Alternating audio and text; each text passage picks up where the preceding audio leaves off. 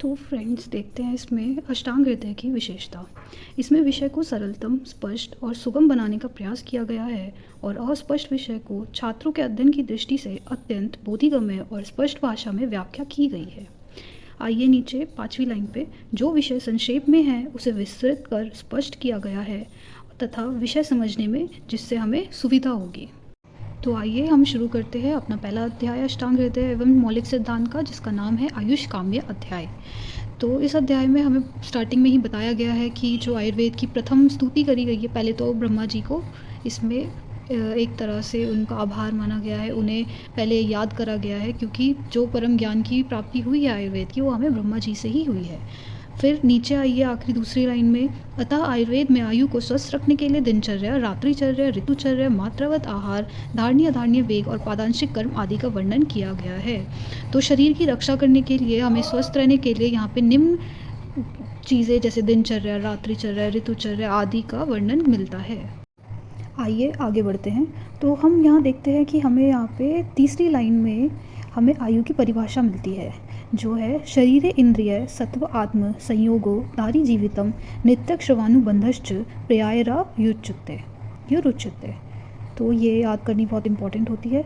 अर्थात शरीर इंद्रिय सत्व, अर्थात जब ज्ञान इंद्रिय और कर्म इंद्रिय के साथ संयोग होता है तभी किसी इंद्रिय के द्वारा किया गया कार्य उचित ढंग से संपादित होता है, और आत्मा जहाँ इन चारों का संयोग होता है उसे ही जीवित अर्थात आयु कहा जाता है। तो शरीर इंद्रिय सत्व और आत्मा जहाँ इन तीन चारों का संयोग होता है उसे ही हम आयु कहते हैं। फिर इसमें जो नित्यग है और अनुबंध है, ये दोनों क्या हैं? ये आयु के पर्याय हैं। हिताहितम सुखम दुखम आयुस्तस्य हिताहितम मानम च तच यत्रोक्तम आयुर्वेदा सा उच्यते। यह है आयुर्वेद की परिभाषा। अर्थात जहाँ हमें हित आयु, अहित आयु, सुख आयु और दुख आयु का वर्णन मिलता है उसे ही हम आयुर्वेद कहते हैं। तो अब यहाँ लिखा है, अब इसके आगे आयुष काम्य अध्याय की हम व्याख्या करेंगे। तो फिर हम आ जाते हैं थोड़ा सा नीचे। यह आयु काम्यानेन धर्मार्थ सुख साधनम आयुर्वेद उपदेशेषु विधेय परम आदरः। अर्थात आयु की कामना, स्वस्थ की कामना या इच्छा करने वाले व्यक्ति को चाहिए कि वो आयुर्वेद के उपदेशों का अत्यंत आदर करे, क्योंकि संसार में धर्म, अर्थ और सुख की प्राप्ति आयु से ही संभव होती है। अर्थात जहाँ आयु रहेगी वो तभी तो हम संसार का जो भी हमारा धर्म है, ये अर्थ है, हमारा जो भी पैसा है, कोई भी सुख है, हम उसकी प्राप्ति तभी तो कर पाएंगे जब हमारे पास आयु रहेगी। जब हम स्वस्थ ही नहीं रहेंगे तो हमारे लिए कोई भी सुख की उतने मायने ही नहीं रहेंगे। इसलिए संसार में धर्म, अर्थ और सुख की प्राप्ति को ही आयु रहने पर ही संभव है। तो अब यहाँ पे हमें आगे आयुर्वेद के 2 उद्देश्य बताए गए हैं। तो आइए देखते हैं क्या आयुर्वेद के 2 उद्देश्य होते हैं। पहला उद्देश्य है स्वस्थस्य स्वास्थ्य रक्षणम, अर्थात स्वस्थ व्यक्ति के स्वास्थ्य की रक्षा करना। दूसरा उद्देश्य है आतुरस्य विकार प्रशमनम च, अर्थात रोगी के रोगों को दूर करना, उनको प्रशमन करना। प्रथमतः व्यक्ति को रोग ही नहीं होने देना है, अर्थात अगर हो भी जाए तो उसके स्वास्थ्य की रक्षा के लिए दिनचर्या, रात्रिचर्या, ऋतुचर्या, मात्रावत आहार का सेवन और अधारणीय वेगों का वर्णन कर दिया गया है। किंतु यदि किन्हीं कारणों से व्यक्ति रोगी हो भी जाता है तो उसकी चिकित्सा का वर्णन किया गया है। फिर यहाँ पे हमें फिर से आचार्य चरक जी की जो हमने यहाँ पे परिभाषा पढ़ी थी वो दोबारा दी गई है, जो कहती है शरीर इंद्रिय सत्वात्म संयोगो धारी जीवितम, अर्थात आयु शरीर इंद्रिय सत्व और आत्मा के संयोग पर ही संभव होती है।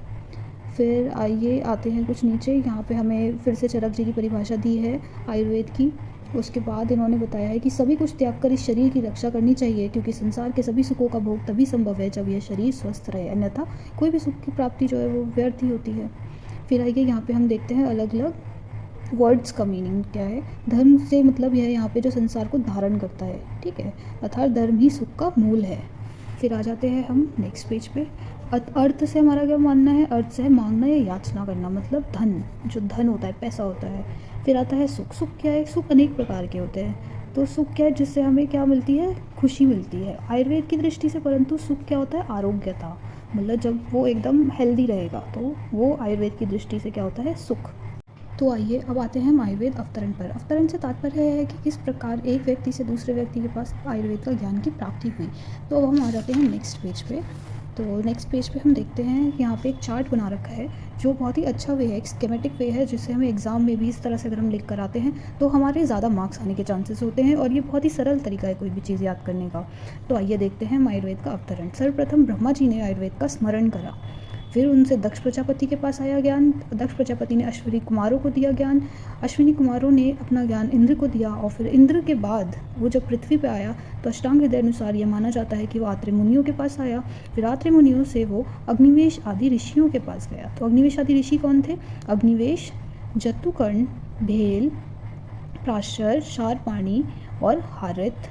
ठीक है, अब आइए आगे नीचे पढ़ के फिर देखते हैं हम अष्टांग हृदय निर्माण का असली उद्देश्य क्या है। तो असली उद्देश्य यह है कि उन ग्रंथों से उन्होंने उत्तम सार भाग लेकर अष्टांग हृदय की रचना करी है। तो अष्टांग हृदय में ना तो अत्यंत संक्षिप्त में कहा गया है और ना अत्यंत विस्तृत में कहा है, अर्थात सबका सार भाग, सारी संहिताओं का सार भाग लेकर अष्टांग हृदय का निर्माण करा गया है। अर्थात हृदय है ये, हृदय में मतलब सारा सार भाग होता है। जैसे ब्लड होता है प्यूरिफाइड, और वैसे प्यूरिफाइड ब्लड को पूरी बॉडी में भेजता है हार्ट, और फिर डीऑक्सीजनेटेड ब्लड को ऑक्सीजनेटेड में कन्वर्ट करता है। इसी प्रकार ये सार भाग का निर्माण इसमें करा गया है। इसकी विशेषता यह है कि यह संपूर्ण विषय को एक ही ग्रंथ में वर्णन कर दिया गया है। फिर आ जाइए नेक्स्ट पेज पे यहाँ पे आयुर्वेद के 8 अंगों का वर्णन किया है। यह अत्यंत ही इंपॉर्टेंट क्वेश्चन है, यहाँ से क्वेश्चन बनने के चांसेस बहुत ज़्यादा रहते हैं। तो देखते हैं, काय बाल ग्रहो ऊर्ध्वांग शल्य दंष्ट्रा जरा वृषान अष्टांग वाहिनी तस्याहुष चिकित्सा येषु संश्रिता। ये बहुत ही इंपॉर्टेंट श्लोक है, इसे आप याद ज़रूर करें। अर्थात आयुर्वेद के 8 अंग हैं काय, बाल, ग्रह, ऊर्ध्वांग, शल्य दंष्ट्रा, जरा और वृषान। काय से मतलब आप समझ सकते हैं जनरल मेडिसिन का, बाल चिकित्सा से पीडियाट्रिक्स, गृह चिकित्सा यानी मतलब जो साइकोलॉजिकल साइकेट्रिस्ट वगैरह होते हैं वो, ऊर्ध्वांग चिकित्सा से मतलब है जो ऊर्ध्वांग अर्थात जो जत्रुगत शालक्य से आप उसे ले सकते हैं, ENT से जो हमारे क्लेविकल बोन से ऊपर वाले जो रोग होते हैं। फिर आ जाते हैं शल्य चिकित्सा, शल्य से तात्पर्य है सर्जरी से। फिर दंष्ट्रा से हम तात्पर्य लेते हैं टॉक्सिकोलॉजी का। फिर आता है जरा, जरा से तात्पर्य है रसायन का, जो कि रिजुविनेशन होता है, मतलब हमारे एक एज के बाद जो बॉडी डिटेरियोरेट होती रहती है तो हम कैसे अपनी बॉडी का जो धातुएं हैं उन्हें परिपूर्ण रख सकें, तो वो रसायनों से होता है। फिर आता है वृष अर्थात वाजीकरण, जिसे हम एफ्रोडिसियाक भी बोलते हैं। फिर आते हैं हम नेक्स्ट पेज पे। तो नेक्स्ट पेज पे हम देखते हैं कि यहाँ पे आयुर्वेद की तुलना आचार्य ने अमृत से की है। जिस प्रकार अमृत के सेवन से व्यक्ति के सभी रोग नष्ट हो जाते हैं, उसी प्रकार इसका सेवन भी व्यक्ति को अमर बनाता है और सभी प्रकार से हितकारक होता है। आयुर्वेद भी सभी रोगों को नष्ट कर व्यक्ति को स्वस्थ, शक्तिशाली, दीर्घायु और धर्म, अर्थ और सुख को भोगने योग्य बनाता है, जिससे मनुष्य मोक्ष की प्राप्ति कर सके। अर्थात मोक्ष की प्राप्ति से तात्पर्य आता है आरोग्यता से। तो जो आयुर्वेद का जो एकदम बेसिक जो आप ले सकते हैं कि वो जो जिस टर्म पे पूरा आयुर्वेद चलता है, जो बेसिक कंडीशन है वो आपको क्या प्रोवाइड कराता है, दैट इज़ मोक्ष। तो आपको मोक्ष की प्राप्ति होती है, यानी सुख की प्राप्ति होती है। फिर आचार्य वाग्भट का यह ग्रंथ काय चिकित्सा प्रधान है, ठीक है, इसलिए इसमें 8 अंगों की गणना में काय चिकित्सा को प्रथम स्थान पर रखा गया। जो वाग्भट जी का मेन जो बेसिक फोकस था वो काय चिकित्सा की तरफ था, तो इसलिए इन 8 अंगों में उन्होंने काय चिकित्सा को प्रथम स्थान दिया है। फिर आ जाते हैं नीचे, हम अलग अलग जो 8 अंग हैं उनका विस्तृत में वर्णन करेंगे। तो आता है काय चिकित्सा। काय चिकित्सा में क्या है, ज्वर, रक्तपित्त, शोष, उन्माद, अपस्मार, कुष्ठ, प्रमेय, अतिसार आदि जो भी संपूर्ण रोग जो शरीर में फैले हुए हैं वो किस प्रकार से उन रोगों को शांत किया जाता है, वो काय चिकित्सा में उसका वर्णन किया गया है। फिर जिसका नित्य उपयोग किया जाता है, जिसका ज्ञान बहुत ही कठिनता से होता है, जो सभी 7 अंगों में व्याप्त है, यहाँ उसी काय चिकित्सा का विशेष रूप से संग्रह किया गया है। अर्थात जो काय चिकित्सा यानी पूरे शरीर, सर्व शरीर में जो रोग होते हैं उनका वर्णन काय चिकित्सा में किया गया है। काय से तात्पर्य होता है शरीर, चिकित्सा से तात्पर्य है उसका ट्रीटमेंट करना। फिर यहाँ पे क्या बेसिक डिफरेंस है कि बाल रोग में यही काय चिकित्सा दी जाती है, वही चिकित्सा सेम होती है, बस डिफरेंस कहाँ आ जाता है उनकी डोज में। तो वही कहा गया है कि बाल रोग में वही चिकित्सा दी जाती है जो एक वयस्क यानी जो अडल्ट बड़े लोगों में दी जाती है, बस अंतर ये होता है कि औषध की मात्रा अधिक होती है और एक शिशु में कम होती है। फिर नेक्स्ट आ जाते हैं हम बाल रोग में। तो बाल रोग में क्या है, बाल रोग में यहाँ इसका हम डेफिनेशन जो है वो सुश्रुत जी के अकॉर्डिंग हम इसे याद करना चाहिए हमें। कुमार भृत्यम नाम कुमार भरण धात्रीशीर दोष संशोधनार्थम दुष्ट स्तन्य ग्रह संस्थानांच व्याधि नाम उपशमनार्थम। अर्थात बालकों के पोषण करने के लिए तथा धात्री के दुग्ध के दोष का शोधन करने के लिए, दूषित दुग्ध से तथा बाल ग्रहों से उत्पन्न होने वाले बालकों के रोग की शांति के लिए यहाँ वर्णन किया गया है। किसके अंदर? बाल चिकित्सा अर्थात पीडियाट्रिक्स के अंदर में। फिर आता है गृह चिकित्सा। गृह चिकित्सा में क्या है? एक भूत विद्या से हम इसे ले सकते हैं या फिर साइकेट्रिस्ट से ले सकते हैं, ठीक है।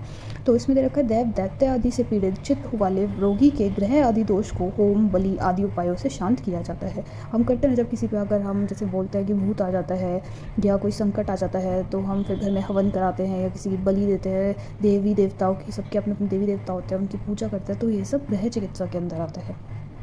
फिर आता है ऊर्ध्वांग चिकित्सा। ऊर्ध्वांग चिकित्सा से तात्पर्य है शालक्य तंत्र का। शालक्य तंत्र अर्थात जो हमारा क्लैविकल से जो ऊपर का होता है उसे हम बोलते हैं, जो आता है ENT में eye, ear, nose, mouth and throat.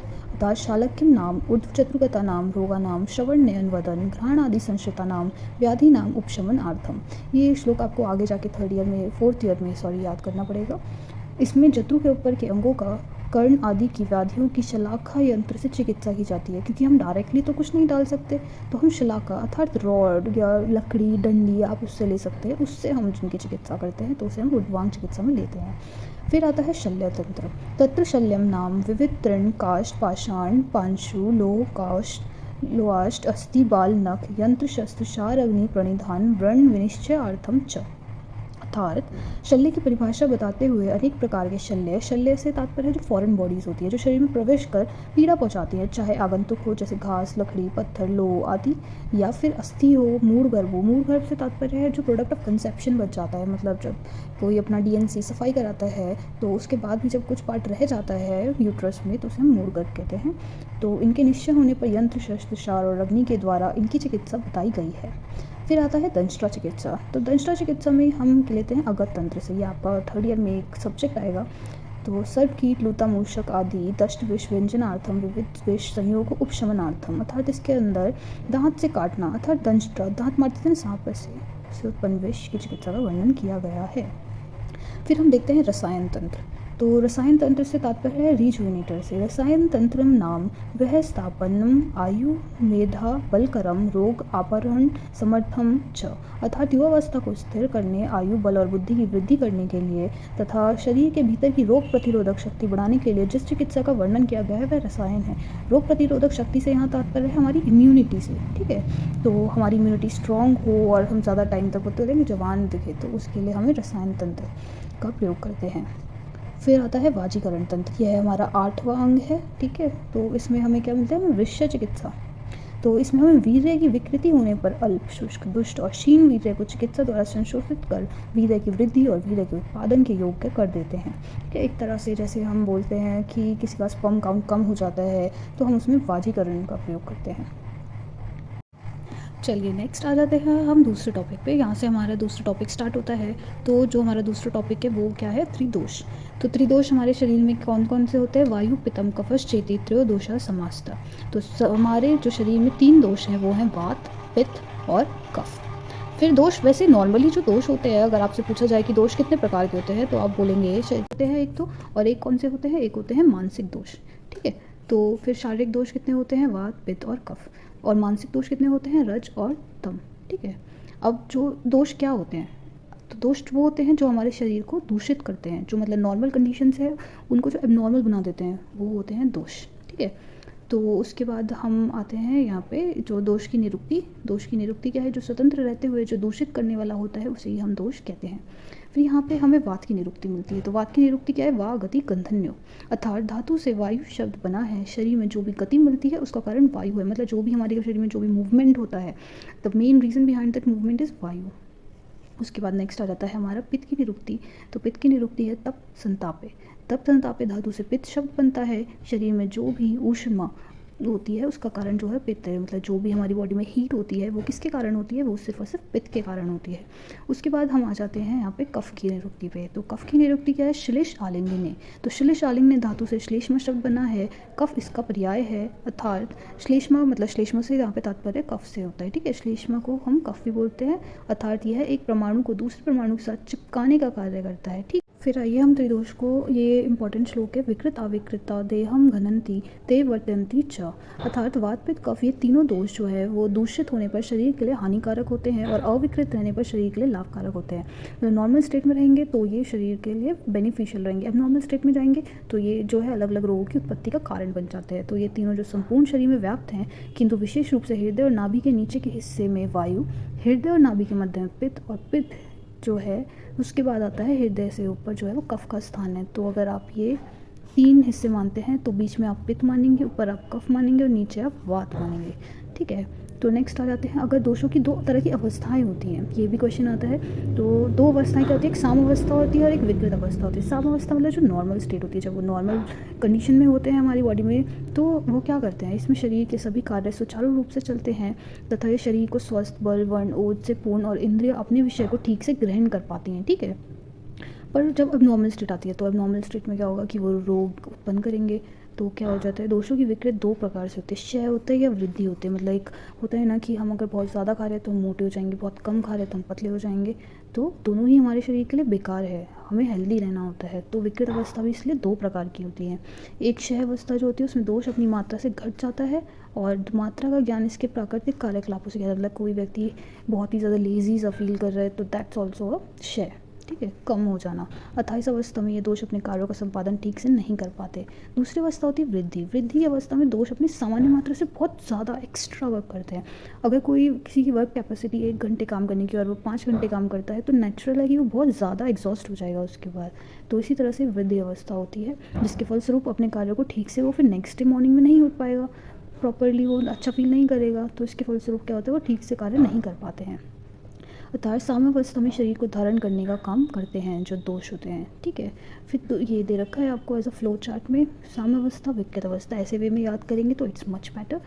तो फिर विकृत अवस्था में वृद्ध अवस्था और क्षय अवस्था आती है। इसमें भी 3 तरह की स्टेट होती है। एक होती है बहुत ज़्यादा एक्स्ट्रा वर्क करना, एक होता है नॉर्मल थोड़ा ज़्यादा कर लिया, एक होता है कि बहुत मतलब 1 घंटा या कुछ टाइम ज़्यादा वर्क कर लिया, पर दैट्स ऑल्सो कंसिडर्ड एज विकृत अवस्था।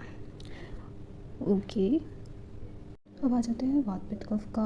तो ये वाला जो मेन जो ये चार्ट है ये बहुत इंपॉर्टेंट चार्ट है। तो इसमें हमें क्या दे रखा है, वात पित्त कफ। अब वात पित्त कफ का स्थान हृदय और नाभि के नीचे, मतलब सबसे नीचे जो है वात होता है, फिर पित्त और फिर कफ। ठीक है, अब वात पित्त कफ, वात का हृदय नाभि के नीचे, पित्त हृदय नाभि के मध्य में और कफ हृदय नाभि के ऊपर स्थित होता है। ठीक है, बेसिक ये इनकी जो है वो स्थान माने गए हैं। फिर अब कौन सी एज में हमारा कौन सा दोष डोमिनेंट होता है, बड़ा हुआ माना जाता है, जो बड़ा माना जाता है औरों से, होते तीनों हैं बट जो डोमिनेंट माना जाता है। तो जब बुढ़ी अवस्था, वृद्ध अवस्था आती है तब हमारा वात डोमिनेंट माना जाता है, पित्त अवस्था युवा में माना जाता है और कफ अवस्था बाल्यावस्था में। वृद्धावस्था में कैसे, जैसे हमारे ज़्यादा पेन वगैरह होता है तो किसके कारण होता है, वात के कारण होता है। युवा अवस्था में बहुत जोश होता है, बहुत एनर्जी होती है तो किसके कारण होती है, पित्त के कारण होती है। कफ के टाइम क्या होता है, बाल्यावस्था में बच्चा ज़्यादा देर सोता है तो दैट इज़ आलस्य। तो आलस्य जो होता है वो कफ के कारण होता है, तो वो बाल्यावस्था में। फिर दिन के कौन से टाइम पे कौन सी दोष जो होते हैं वो डोमिनेंट होते हैं, तो वात जो होता है वो शाम के टाइम होता है, पित्त जो होता है दिन के टाइम पे, और मॉर्निंग टाइम में क्या होता है, कफ डोमिनेंट होता है। अब आता है रात्रि के जो अंतिम प्रहर होता है, मतलब जो हम उठने वाले होते हैं, दैट इज़ वात डोमिनेंट होता है। मध्य प्रहर में क्या होता है, पित्त डोमिनेंट होता है, और जो पहला स्टार्टिंग वाला प्रहर में आलस आना शुरू होता है दैट मीन्स हमारा कफ डोमिनेंट है। फिर जब हम आहार खाते हैं, मतलब कोई भी खाना खाते हैं तो उसको पचने के बाद क्या होता है, वात डोमिनेंट होता है। ठीक है, जो आप फ्लैटुलेंस जो होते हैं, गैस पास करते हैं, दैट इज़ बिकॉज ऑफ वात। पचने के समय क्या होता है, पित्त डोमिनेंट होता है। पित्त क्या होता है, उष्णता होती है। उष्णता होती है तभी तो हमारा खाना डाइजेस्ट होता है। फिर आता है कफ। कफ क्या होता है, आहार सेवन के जस्ट इमीडिएटली, तो क्या होता है, हमारा कफ डोमिनेंट होता है। अब दोषों के अनुसार हमारी जठर अग्नि की क्या स्थिति होती है, तो वात में क्रूर होती है, मतलब बहुत ही हाई होती है। मतलब आप समझिए कि जैसे आपने आग जला रखी है, उसमें आपको वायु मिल रही है तो आग क्या होती है, और तेज़ लपटे, जल्दी जल्दी लपटे पकड़ती है, तो उसमें अग्नि क्या होती है, क्रूर हो जाती है। पित्त डोमिनेंट होता है तो मृदु, मतलब ठीक रहती है। कफ में मध्य रहती है। ठीक है, अब उसके बाद हमारा ये सेम चीज़ आपको यहाँ पे दे रखी है दोषों के अनुसार कोष्ठ। कोष्ठ क्रूरो मृदु मध्यो मध्य से आते समेत अपि, अर्थात कोष्ठ दोषों की प्रबलता के अनुसार कोष्ठ, कोष्ठ मतलब आमाशय, जो हमारा स्टमक की स्थिति बदलती रहती है। वात की अधिकता से कोष्ठ क्रूर होता है, पित्त से मृदु और कफ से मध्य। तीनों दोषों की साम अवस्था में कोष्ठ मध्य रहता है। ठीक है, और जब तीनों नॉर्मल रहेंगे तो हमारा कोष्ठ रहेगा मध्य रहेगा, हमारा खाना नॉर्मल अपने टाइम पे डाइजेस्ट होगा और अपने टाइम पे ही क्या होगा, उसका एक्सक्रीशन भी हो जाएगा। ठीक है, तो आइए अब हम नेक्स्ट पेज पे पहले यहाँ पे नीचे वाले उस पे आ जाते हैं, वात पित्त कफ के गुणों पे। ठीक है, तो पहला जो ये दे रखा है श्लोक में फर्स्ट पैरा जो है उसको वो है वात का। ठीक है, फर्स्ट पैरा की फर्स्ट लाइन जो कहती है तत्र रुक्षो लघु शीतकर सूक्ष्म चलो अनिला। ठीक है, फिर पित्त का है पित्तम सहस्ने तीक्ष्ण उष्ण लघु विश्रम सरम द्रवम। नेक्स्ट लाइन है स्निग्ध शीतो गुरु मंदा श्लक्षणो मित्सन स्थिर कफा संसर्गा सन्निपातश्च तद द्विश्च शय कोपता। ठीक है, अर्थात फर्स्ट वाला जो ये हो गया इसे आप मार्क कर लीजिए, ये वात का गुण है, फिर ये आता है पित्त का गुण, और फिर नीचे नेक्स्ट लाइन में ये जो फर्स्ट हाफ है ये होता है हमारा कफ का गुण। तो आइए इनके गुण पढ़ते हैं। तो वायु का गुण है रूक्ष मतलब ड्राइनेस, लघु लाइट, ठीक है, शीत मतलब ठंडा, खर मतलब रफ सा जो होता है, सूक्ष्म मतलब छोटा सा, चल मतलब जो कभी रुकता नहीं है, चलता रहता है पूरा दिन भर। ठीक है, अनिल मतलब वायु। ठीक है, फिर पित्तम, पित्त जो है वो स्नेह होता है, ठीक है, ऑयली सा होता है, तीक्ष्ण होता है, बहुत जल्दी जल्दी कार्य करने वाला होता है, उष्ण गर्म होता है, लघु लाइट होता है। अब ये लाइट जो है ये इसमें भी है और इसमें भी है, ये याद रखिएगा। विस्र होता है, विस्र क्या होता है मतलब दुर्गंध आती है उसमें से, जैसे बदबू आती है ना पसीने से, सेम। सरम, सर मतलब क्या होता है वो शरीर में फैलता है, एक जगह रुकता नहीं है। फिर द्रवम मतलब वो लिक्विड फॉर्म में होता है। फिर आता है स्निग्ध, स्निग्ध क्या होता है कफ, ठीक है, आपको पहले ही बताया गया था।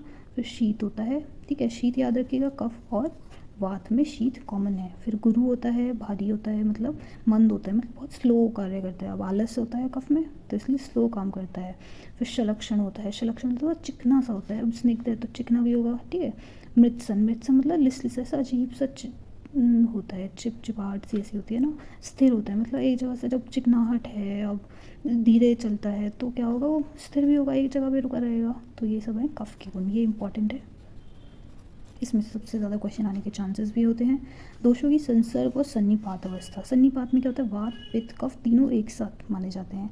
संसर्ग मतलब दो दोष एक साथ, वात पित्त, पित्त कफ और कफ वात। ठीक है, नेक्स्ट हम आ जाते हैं प्रकृति। तो मनुष्य की प्रकृति जो है दोषों के अनुसार ही मानी गई है। तो पहले प्रकृति का मतलब समझते हैं। प्रकृति का जनरल होता है कि किसी का स्वभाव कैसा है। ठीक है, तो जन्म से आदि मतलब अंत तक जब तक मृत्यु नहीं जाती में शुक्र में, जन्म से आदि में शुक्र और आर्तक की स्थिति जिस दोष की प्रधान वाली होती है, व्यक्ति की उत्पत्ति भी उसी दोष की प्रधानता वाली होती है। ठीक है, एक दोषज हो सकती है, दो दोषज यानी संसर्गज हो सकती है, और सन्निपातज यानी तीनों दोष एक साथ भी हो सकते हैं। ये क्रिया भी ठीक वैसे ही होती है जैसे विष से उत्पन्न कृमि विष में ही जीवित रहता है। जैसे कोई अगर कृमि है वो विष से उत्पन्न हुआ है तो उसके लिए विष क्या है, वो उसके लिए नॉर्मल है, वो उसको खाने से मरेगा नहीं, तो वो उसकी प्रकृति हो गई है। अब फिर नीचे आते हैं। तो वातज प्रकृति को हीन माना गया है, पित्तज को मध्यम माना गया है, और कफज प्रकृति को उत्तम माना गया है। ठीक है, और द्विदोषज यानी दो दोषों को मिली हुई प्रकृति को निंदेय माना है, और जिसके दोष साम्यावस्था में हो उसकी प्रकृति श्रेष्ठ होती है। ठीक है, तो यहाँ सिद्धांत लागू होता है कि कारण के अनुसार ही कार्य होता है। यदि उत्पादक कारण विषयुक्त है तो उससे उत्पन्न जीव उसमें ही जीवित रहेगा, जबकि अन्य कारणों से उत्पन्न जीव की उसमें मृत्यु हो जाएगी।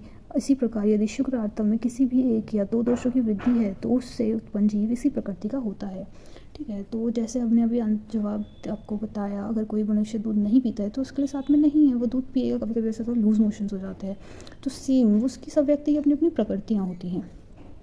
तो अब नीचे आ जाइए, यहाँ पे वर्णन किया गया है सप्त दूष्यों का। दूष्यों से तात्पर्य है धातु से। ठीक है, सप्त दूष्य भी बोलते हैं धातु को। तो सब दूष्य कौन से हैं? रसांश, श्रृंग, मांस, मेदो, अस्थि, मज्जा, शुक्राणी, धातवा। तो सप्त धातु क्या है? रस, रक्त, मांस, मेद, अस्थि, मज्जा और शुक्र। ठीक है, ये इंपॉर्टेंट है, ये आप ज़रूर याद करिएगा। रस, रक्त, रस से हम लिम्फ को ले लेते हैं। ठीक है, रक्त से हम लेते हैं ब्लड को, मांस में यानी मसल्स, मेद यानी फैट होता है जो हमारी बॉडी का, अस्थि मतलब बोन्स, मज्जा मतलब बोन मैरो, एंड शुक्र से हम लेते हैं सीमन को। ठीक है, तो ये इसकी निरुक्ति है। धारणा धातुआ था, जो धारण करता है उसे हम धातु कहते हैं। ठीक है, इसके नष्ट होने से संपूर्ण शरीर नष्ट हो जाता है। ठीक है, अब फिर आ जाते हैं। ये सातों धातुएं किसी को भी दूषित नहीं करती, अपितु स्वयं ही दोषों से दूषित हो जाती हैं, इसलिए इन्हें हम दूष्य कहते हैं, सप्त दूष्य। ठीक है, अब नेक्स्ट हम आ जाते हैं मल पे। तो मल कितने होते हैं? मल, मूत्र, पुरीश और स्वेद, ये मल होते हैं, ये हमारे शारीरिक मल होते हैं तीन। ठीक है, तो इसकी निरुक्ति क्या है? मलिनी करना मला, जो मलिन करता है अर्थात गंदा करता है, ठीक है, डर्टी कर देता है, उसे हम मलिन बोलते हैं, यानी मल। तो ये हमारे शरीर शारीरिक मल हैं। फिर आते हैं वृद्धि और क्षय। वृद्धि सामान्य सर्वेशाम विपरीत विपर्याय, अर्थात जो सामान्य यानी एक जैसी अगर 5 टॉफ़ी रखी हैं तो वो कितनी हो गई? 5 हो गई। पर अलग अलग ब्रांड की टॉफ़ी रखी हैं, तो पर्टिकुलर ब्रांड वाइज देखेंगे तो सब टॉफ़ी अलग अलग होंगी, तो उनका शेयर हो गया, नंबर्स में कम हो गई, जबकि ये नंबर्स में ज़्यादा हो गई। तो वृद्धि किससे होती है? समान से वृद्धि होती है, और विशेष अर्थात अलग अलग भिन्न से जो होता है क्षय होता है, यानी कम हो जाते हैं। तो यहाँ पे सामान्य की डेफिनेशन दी है, सर्वदा सर्वभावनाम सामान्यम वृद्धि कारणम, और तुल्यार्थी सामान्यम। सामान्य फिर 3 प्रकार का होता है, द्रव्य सामान्य, गुण सामान्य और कर्म सामान्य। ये आप पदार्थ विज्ञान में भी पढ़ेंगे। फिर हम आ जाते हैं नेक्स्ट पेज पे। नेक्स्ट पेज पे हमें यहाँ पे विशेष की डेफिनेशन मिलते हैं, हास हेतु विशेषच, फिर विशेषतु पृथक्त्वकृत, ठीक है। विशेषस्तु विपर्याय, अर्थात विशेष अलग अलग होने से वो क्या होते हैं कि वो विशेष कहलाते हैं, ठीक है। विशेष था मतलब यह है उसकी अलग स्पेशल, तो उससे क्या होता है उनका डाउनग्रेड हो जाता है, वो सिंगल रह जाता है वो, ठीक है। तो ये भी कहते हैं 3 प्रकार के होते हैं, द्रव्य, गुण और कर्म विशेष। फिर नेक्स्ट हम आ जाते हैं रस पे। तो रस कितने प्रकार के होते हैं? मधुर, अम्ल, लवण, तिक्त, कटु, कषाय। 6 प्रकार के हमारे क्या होते हैं? रस। ये इंपॉर्टेंट है, इसे ज़रूर याद करिएगा। तो मधुर यानी मीठा, चीनी होती है जैसे, अम्ल यानी खट्टा जैसे नींबू, लवण यानी नमक, तिक्त यानी हम नीम से लेते हैं, ठीक है। कटु से हम लेते हैं उष्ण, जैसे मिर्च होती है, ठीक है। कषाय से हम कसेला लेते हैं, जैसे आंवल की, जैसे कभी आपने आंवला खाया होगा तो आपको उसके बारे से पहले तो बड़ा अजीब सा टेस्ट आता है, चरपरा सा, बाद में मीठा सा टेस्ट आता है, दैट इज़ कसेला। तो ये 6 रस होते हैं, ठीक है। रस क्या होते हैं? जो द्रव्य में आश्रित होते हैं। ओके, तो यहाँ पे आपको एक चार्ट बना रखा है, मधुर, अम्ल, लवण, कटु, तिक्त, कषाय। आप इसी सीक्वेंस में इन्हें याद करें, ठीक है। तो जो स्टार्टिंग के 3 होते हैं वो कफ को प्रकोप करते हैं और वात का शमन करते हैं, ठीक है। और जो लास्ट के 3 होते हैं, कटु, तिक्त, कषाय, ये वात का प्रकोप करते हैं, कफ का शमन करते हैं, जबकि अम्ल, लवण, कटु जो होते हैं वो पित्त का प्रकोप करते हैं। आप इसको ट्रिक से भी याद कर सकते हैं, कल क्या करते हैं? पित्त का प्रकोप करते हैं, कल पित्त का प्रकोप होगा। ओके।